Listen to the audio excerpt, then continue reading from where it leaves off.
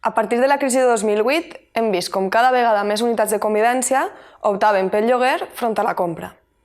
A vegades era una opció desitjada i moltes altres l'única que es podien permetre donats uns recursos econòmics limitats.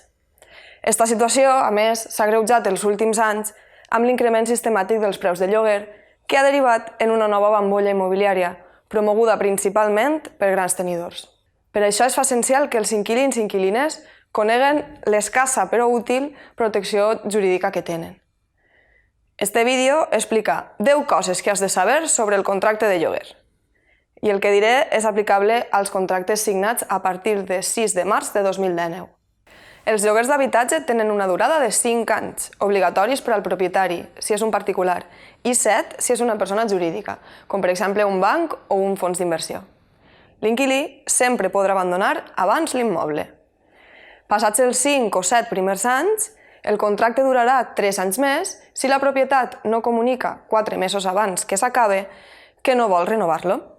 Durant aquests primers anys, 5 o 7, la renda només pot pujar una vegada a l'any i per valor de l'IPC, és a dir, una repercussió del voltant de 3 euros a l'any. Però no podrà augmentar, per exemple, 20 euros a l'any i molt menys 100 o 200.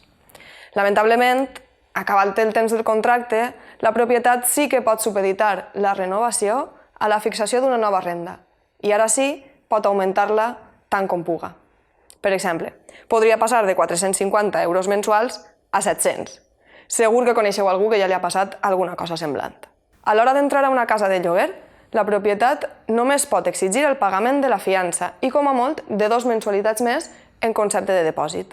Les obres de reparació grans i les de manteniment de la casa són obligació de la propietat, excepte si deriven d'un clar mal ús per part de l'inquilí, i no es pot pactar una altra cosa al contracte. Per exemple, la instal·lació de la llum, desperfectes importants a les parets o una pica trencada. En canvi, les xicotetes reparacions que fan falta per l'ús quotidià corresponen als inquilins. El propietari no pot accedir a l'habitatge, ni tan sols si ho diu el contracte. Només pot entrar amb permís exprés i concret de la inquilina. No es poden subarrendar les habitacions si la propietària no ha donat el seu permís exprés i clar. Fer-ho sense consentiment pot ser un motiu de finalització del contracte i de desnonament. Si la propietat canvia de mans, és a dir, si el propietari o propietària el ven a un altre, l'inquilí tindrà dret a continuar en l'arrendament els primers 5 o 7 anys de contracte.